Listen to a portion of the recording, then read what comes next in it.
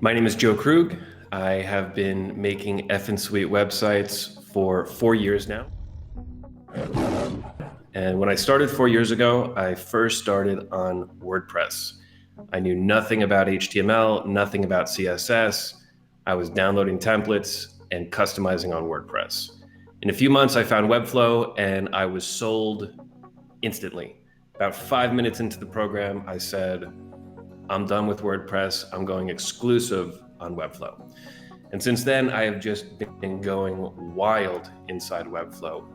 Practice builds, learning. And the first 2 years of Finsweet was mostly a learning experience. Very few client projects, kind of locked myself in my room to understand what a website is, how to make a website, and how Webflow makes it easier.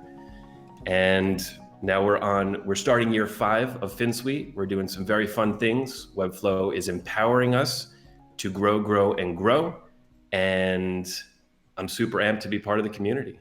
And that's why I'm here talking to you. Yeah, so let's talk a little bit about that transition because I came from the same place. I was a WordPress guy. Now I'm a Webflow guy 100%. Actually, I went to a meetup recently and I was talking to some of them and they were like, Webflow or WordPress this, WordPress that. And I was like, let me do you a favor. Check this out over here. So talk to me a little bit about that transition, the difference in the platforms, WordPress versus Webflow. We don't go into too deep, but what was the major differences that caused you to say, like, I'm going to try something new?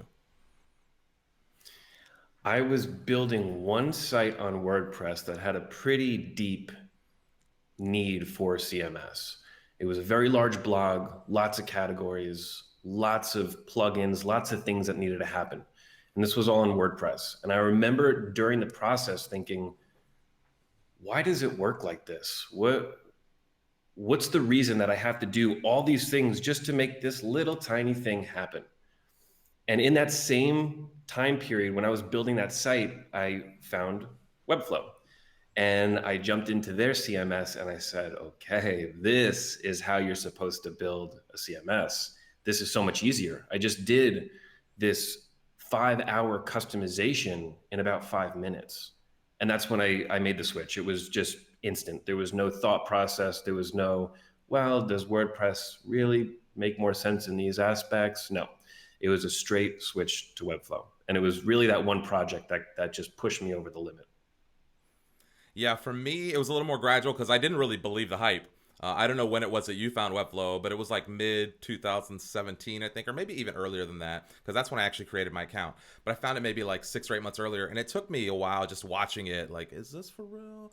But then, yeah, I got my hands into it, and it was pretty quick once I got a grasp on like building things and kind of putting stuff together that I was like, okay, this is essentially this like theme builder, template builder that I've been playing on steroids, and it's got the whole cake baked in and you could just do everything. It's lightning fast. Now I actually dread going back to those websites, like the WordPress websites. Like my personal website is still on WordPress. And when I go back to that site, it's like, or when a client with a WordPress site calls me and they're like, hey, can we update so and so? I'm like, no. So, okay, so that's the foundation of how we got Well, into Webflow. Tell me what your thoughts are on this no code space. Everyone seems to be kind of jumping on the no code bandwagon. And so, talk to me about what your thoughts are about the space, what you guys are trying to do. Everyone's kind of positioning themselves as the, like it's as this new industry evolves. And so, like, what are you guys up to? What do you see happening in the industry? Well, I see a lot more projects, and we already see this happening now. No code allows you to build things a lot quicker, whether it's your client's website, your website, a personal project, a mini application. It's so much quicker to do things. So we're going to see an increase and an increase and an increase of these fun, cool projects, whether it be a small application, a website to get some type of information, a marketing based site that provides some value to the community. We're seeing a lot of these pop up all over the place, and they're going to keep popping up at a higher and higher rate. Mm. Yeah, talk to me about like the flexibility that we're seeing, because it's more than just building a little website or a little landing page. I mean, people are building little mini apps with Zapier and Airtable, Glide, Parabola, etc. And so it's like taking the power of what people were doing with WordPress and just kind of visually styling themes into basically what we're doing over here is understanding like data architecture, the back end of how to build websites. Obviously beautifully as design aesthetics. You're no longer limited to what this template does or what you can do with this visual composer. You're actually like can do whatever. And so, talk just personally, like you as a designer. What do you see like strengths and benefits? What are you guys focusing on? Like, what's your core focus right now? We're focusing on those fun projects. That's a big core vision and goal for Finsweet in 2020. As I was saying, where you can create these really valuable tools for the community and really valuable ways for people to take in information. We can build these things now in 1 month instead of maybe 1 year in a more traditional environment. So it's allowing everything to happen a lot quicker. And since you can do things quicker, you can make more things. So the speed at which you can do things in no code is the best part of it, in my opinion. Yeah. So tell me a little bit about Finsweet. How'd you get into the design business? How'd you get into the web business in general? You guys have some pretty rad websites, and maybe as you're talking, I'll pull up some of I'll pull your website up and kind of show that in the background. Sure. I I first got into websites because I just needed some extra side money. I had just finished a project and I said, "What am I going to do? I want to start my own business. Let me pick up the phone and see if I can sell a website." First call, sold a website. And since then, I was kind of sold on continuing to build websites. Me, I'm not a designer. I can see good design, I can talk about good design, I can sell good design, but I am not a designer myself. I can develop the Finsweet site, I cannot design the Finsweet site. So we have designers on the team that do that. We have designers on the team that do the client sites. I do Webflow builds, I manage projects, do sales, and I love it. It's just fun, fun, fun. And it makes it so quick inside Webflow that we're able to create all these projects. All the projects that you see there were done in the past 2 years or so. And it's a lot. It's a really good amount of projects that we're able to put out in such a short period of time. Yeah, and it's you guys do a lot of interactive stuff, and you got a lot of workarounds. Lots of people get excited about the no code space because of the simplicity.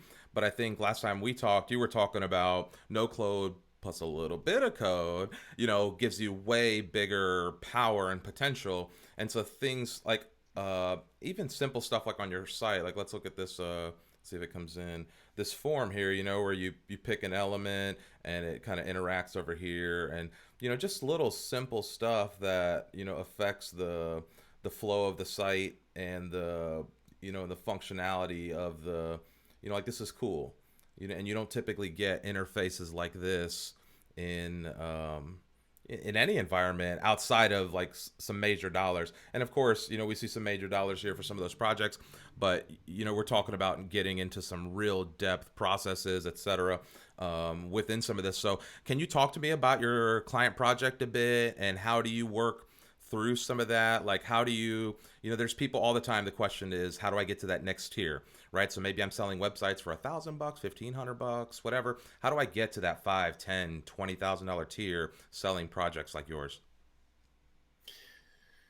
You have to work you have to work at the level that you want to sell at. So if you're making $5,000 websites and you want to make $10,000 websites, you need to start building $10,000 websites before you sell $10,000 websites. What we very, very often do is give a client an upgrade, give the client that extra level of quality, even if they're not willing to pay for it. And the reason is, as we put out more and more high quality sites, we get higher quality leads coming in. So, as a perfect example, when I first started, clients were willing to pay $500, $1,000 for a website, very low amount.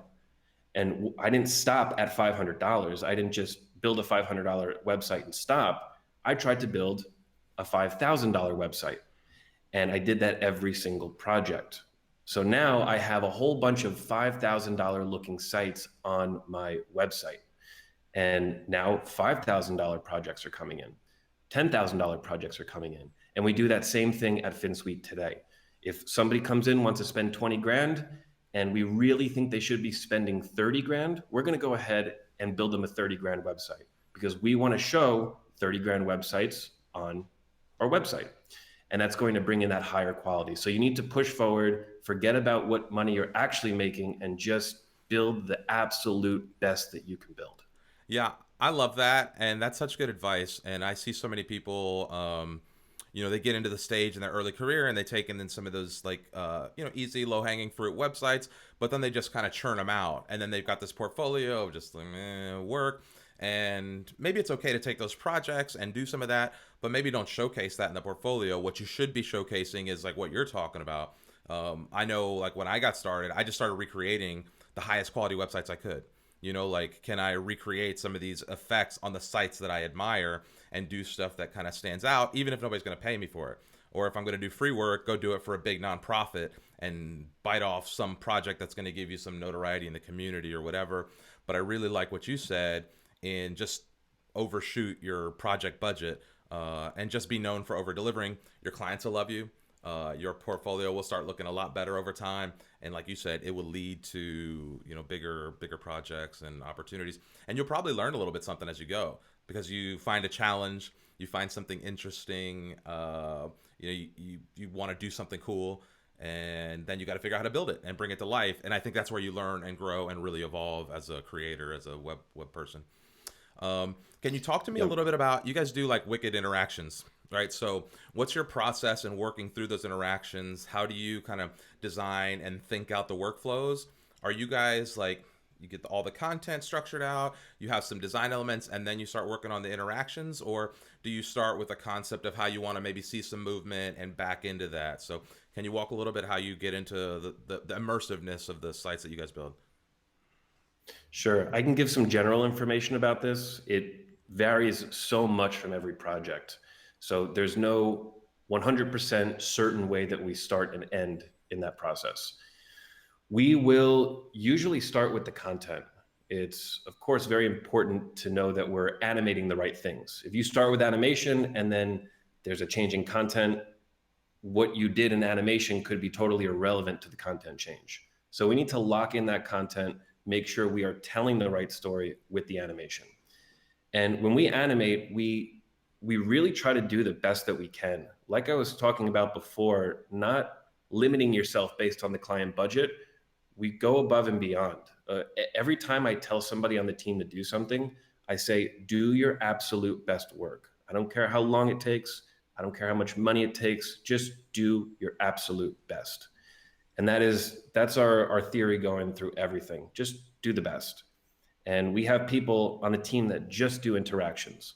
They don't even design, they barely develop full sites. They are just there to do IX2. So we have people that are very, very specialized and they really know IX2 like the back of their hand. And of course, that type of skill really helps when building complex scenes and movements. Tell me about the team. Like, how many people do you have working over there? What size operation are you? Um, yeah, and we'll dive in after that. Sure. We're 13 people right now, and we are all remote. Everybody is in their own country, in their own room, in their own office, wherever they want to work, whatever time they want to work. We actually don't have anybody in the US. Finsweet is a New York State registered company. We are paying US taxes, US bank account. I have a US address. Physically, right now, I'm in Mexico. The whole team is scattered throughout the world. And it's really nice because we have all these different thoughts, all these different styles from all these different types of people.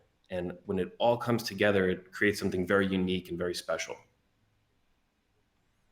Yeah, I'm just kind of exploring it. I don't know if you can see that on your site where when you click on your name there, like these little interactions. This is kind of like the fun stuff that really showcases some of the character as you like explore the web properties and see the stuff that you're working on. This is the stuff that I think really draws and sucks people in. And I think that if you're an aspiring, web designer, developer, etc., this is, the kind of places you steal inspiration from to kind of take the next step in your career. Um, Talk to me a little about, going back into the no code space, the maker space, etc. What are you guys working on at a high level? Like, what are you excited about in the space? What are you seeing that's catching your eye that, is kind of piquing your attention? Like, where are you guys seeing the next year or two kind of move? We right now our big projects for 2020 are JavaScript based. We're working on some very interesting JavaScript libraries for the Webflow space. We are pre-preparing for the hopeful launch of the Webflow plugin marketplace. We're ready to start building those types of mini components, mini applications, whatever Webflow will let us do, we're ready to do it. So we're trying to do a lot with code. We're trying to do a lot of things that can't be done just inside Webflow without any custom code. We have people on the team that just write JavaScript, and we are using them to their full extent.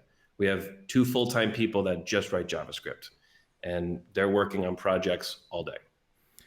Yeah, it seems like there's kind of a, I don't know what to call it, sharks chumming in the water, or like there's people kind of watching to see like when's Webflow going to do this plugin thing, because people are itching at the chomping at the bit to just integrate with this beautiful front end tool. I really think, like, if you're asking me, I think Webflow becomes the front end for basically every SaaS model that's out there. You've got a huge data back end, plug in an API, build an integration. Next thing you know, some designer like us is, or developer, web visual developer, is taking that data and modeling it in whatever kind of visual interface you want. And I think that'll be really interesting. And I don't even think we've seen the arrangement of inventions that you'll get by connecting some of these huge SaaS models, and then interpreting that data, modeling that data, scrubbing, filtering, etc., and then making that available to other people. We'll see whole new industries built inside of just that kind of thing. But talk to me about, can you get specific with what you guys are talking about? I know you guys released some hacks recently. You guys have like a growing list of, where's that in your menu? I think I saw it. You guys have like a section on the site that's like all about those hacks, right? Here it is. Yep, absolutely. In our sitemap, we have a YouTube series called Finsweet Webflow Hacks. They are small scripts, JavaScript, that will help you do some fun and interesting things to your website. And even if you don't see one that works for the website you're building, it's a good series to follow to learn and understand JavaScript better. When I first started Webflow, I had no idea about JavaScript. I looked at it and it meant absolutely nothing to me. As I started learning more and more and more JavaScript, I felt more comfortable with everything inside Webflow.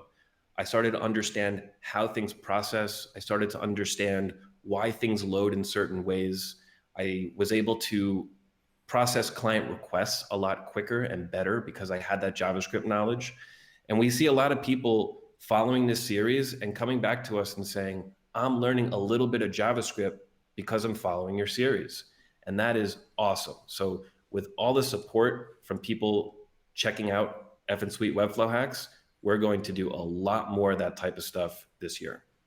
Very, very exciting for us.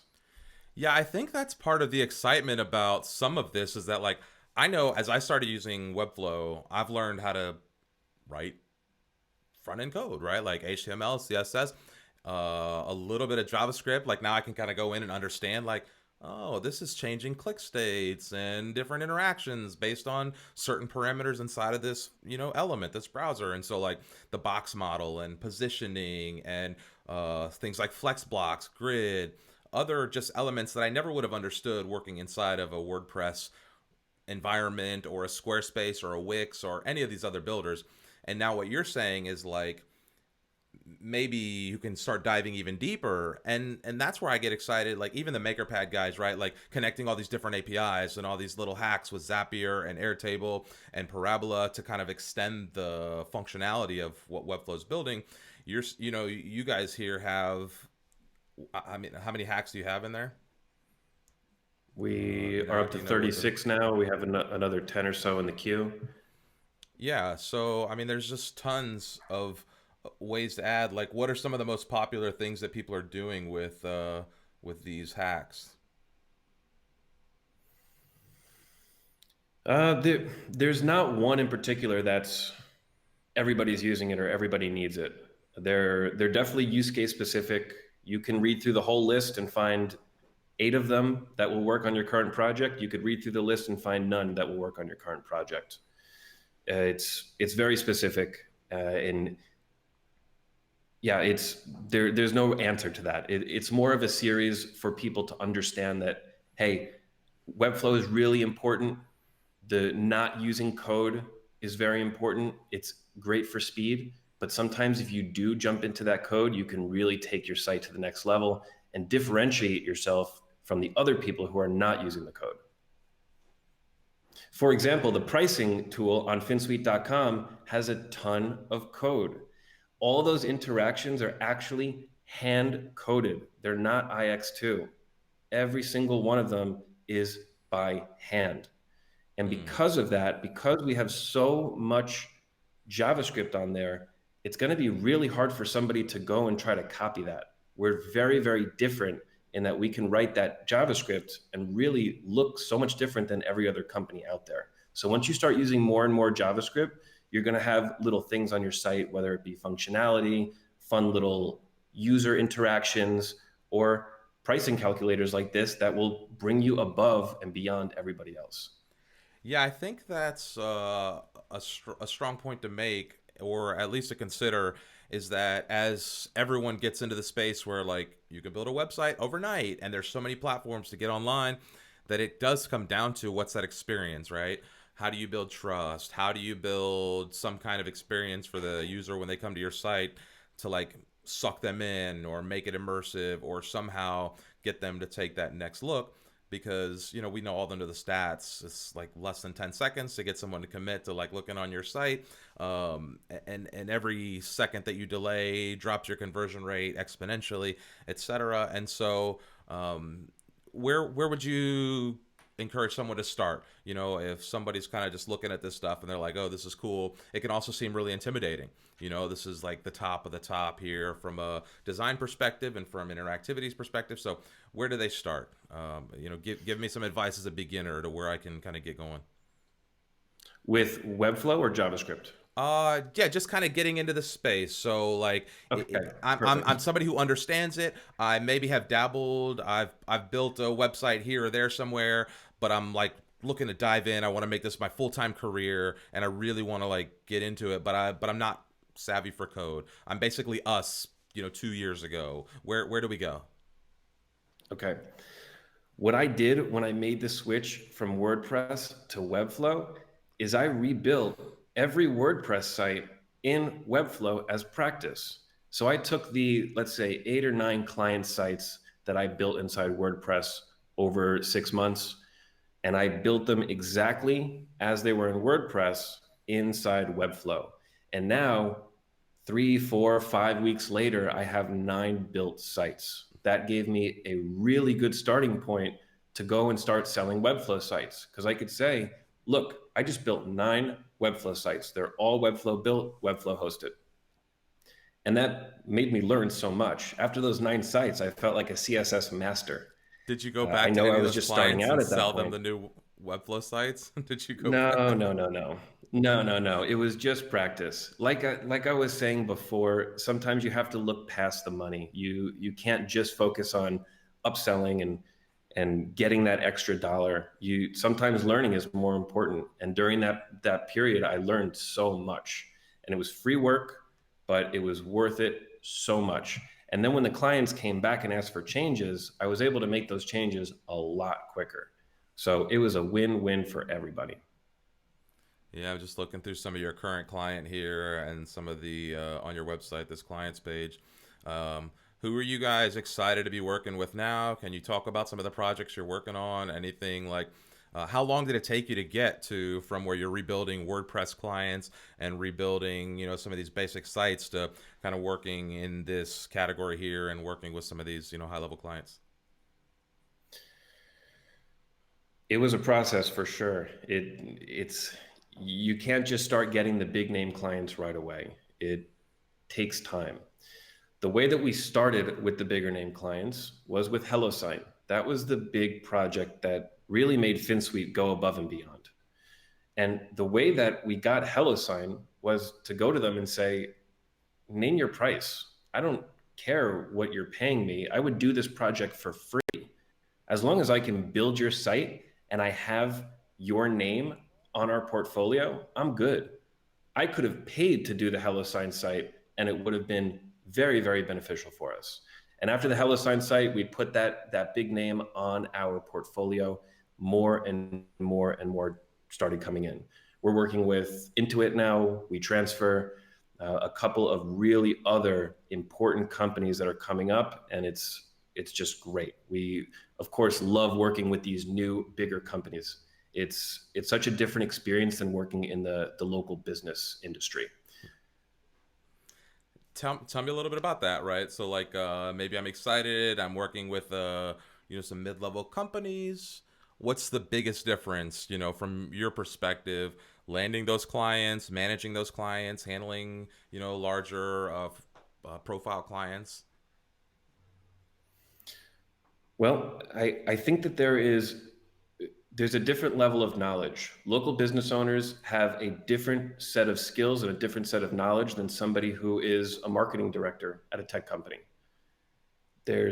It's a very different conversation when you're talking to a local business owner and you're talking to a marketing director who is part of a 500-person company or a 100-person company or even a 30-person company. It's a very different conversation. You're talking about different things. You're talking about you're talking about specific things in JavaScript. You're talking about CSS structure. You're talking about the handoff process when you're working with these bigger clients. When you're working in local business, you may be talking about Google listings or marketing strategy or things that the bigger companies are already handling and they don't even need your help with. And I like that. I like working on those bigger projects where there's a whole team doing the marketing plan. They don't ask us about it. They don't care. That's not our job. We don't even do the content or the strategy, nothing. They have people doing that internally.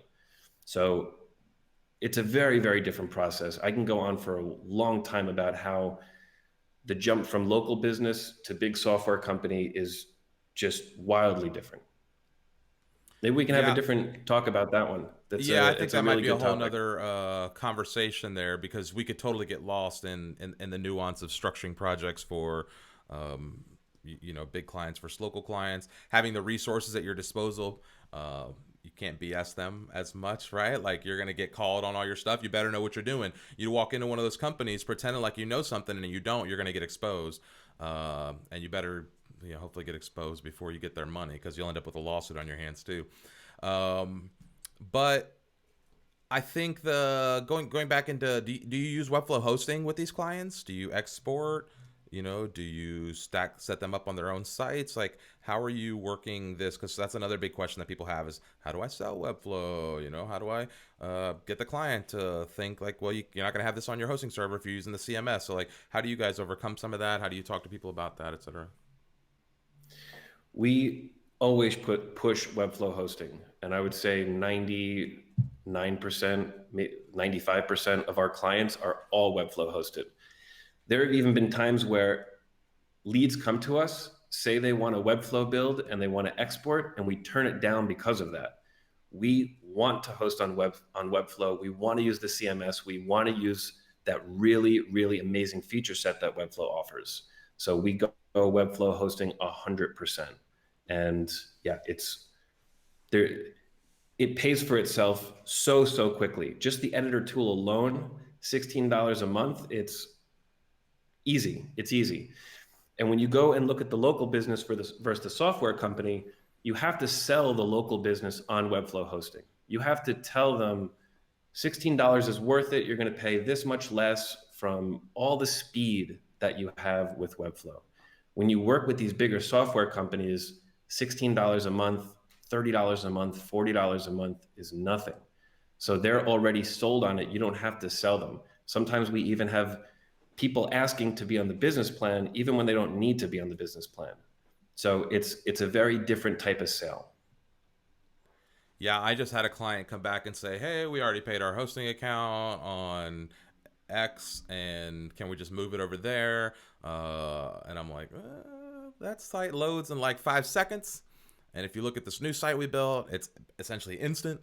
And so that may be worth a couple bucks for you guys, you know? And so, yeah, a lot of those things. And it's not like I don't find it to be any more expensive. It's right in line with any major WordPress hosting, any competent hosting provider. Like, I don't think that's a serious hurdle to overcome. I was just wondering if you had any insights on like making that transition, but it seems like, you know, people are pretty, like the guys you're working with are, they kind of expect, you know, some of those costs. And do you guys bake in management hosting? Do you guys have like packages for people ongoing, or is it basically just once we're done with the project, we're going to host it and it's just, you know, move on from there? If you guys need more work, there's some kind of client, you know, engagement for that. We don't charge any type of ongoing maintenance or retainers or anything like that. I don't like the idea of charging somebody something that they don't need to pay for. So it doesn't sit right with me to charge somebody, let's say $300 a month as a retainer, if they're not going to use that $300 per month. So our goal when we build the website is to onboard the client where we aren't needed. That's our goal. And that's part of our sales process. We're going to tell you, we're going to set up a CMS, a structure. We're going to record a set of videos for you so that when we're done with the project, you're going to be able to control 90% of it. You only need to come to us with big structural changes, new pages, new big things that the average marketer wouldn't be able to do inside Webflow. So that's our game plan. If they need us, we're here on an hourly basis and we can jump in usually that week within a few days of the request and handle it very quickly. Yeah, that seems like a pretty good process there. Anything that you thought we might cover or that you wanted to share that we haven't addressed? I think we're right at about a half an hour here. That seems like, you know, about a good length for what we got. I'm not sure yet whether we'll chop this up and edit it or whether we'll release it as a, you know, a full length piece. Part of my prerogative is to start getting behind the scenes with the people that are kind of doing this stuff, leading the charge in the industry. Chatted with Joseph Berry yesterday and chatting with some of the MakerPad guys and some of the MemberStack guys, and, you know, see if we can build a library of some of this stuff. I've chatted with you about wanting to try to connect some of this community. So I'm not sure yet how we're going to use all this content, but you know, we're going to start putting things together in the next few months as we make our, you know, we've got a product release that we're working on. So anything else you'd like to say? Any thoughts you might want to capture? We'll go full screen on you here and get you a little outro kind of thing. I would give the message to anybody who's just starting out within their first year to keep practicing. I'm a bit embarrassed of the very first Finsweet site. I'm a bit embarrassed by the second Finsweet site. The third Finsweet site is okay. Now we're on the fourth Finsweet site. That took a lot of practice. You have to keep working, keep doing builds, do some work that you're not paid for just to get the experience. Do some work that you're not paid as much just to get the experience. Because as you keep practicing, as you keep getting better, you're going to get better leads, better quality, and you're going to be better and enjoy doing websites more. So the message is keep practicing, keep moving forward, and keep using Webflow. Yeah. That's such a great message. I think so many times people see a beautiful site like yours. Even I've had clients where they see one of our sites or one of my sites that, again, like you said, it's taken me 6-7 years to build to get to that point where you have the content, where you structured it, like where you've made thousands of changes to that headline over time. And then they're like, build that for me tomorrow, you know, and they don't understand why their site is maybe not up to that caliber or refinement. And so, yeah, I think that's great advice, is to keep pushing, keep challenging, keep editing, keep tweeting. One of the beauty of the digital medium is that you can make quick changes, especially with something like Webflow, where you can go in and publish it right there, make a quick update. So yeah, this has been great getting to chat with you. I've appreciated the last couple of times we've chatted, even outside of this recording. And yeah, best of luck in what you guys are doing. I think you guys do great work. I think you'll continue to grow in the community, and I'll look forward to maybe catching back up with you in in a few months, 6 months, a year, whatever it is, and maybe we'll do another recording to see where the industry has come from here. Nice. Thanks, Reimar. All right, brother. Great to talk to you.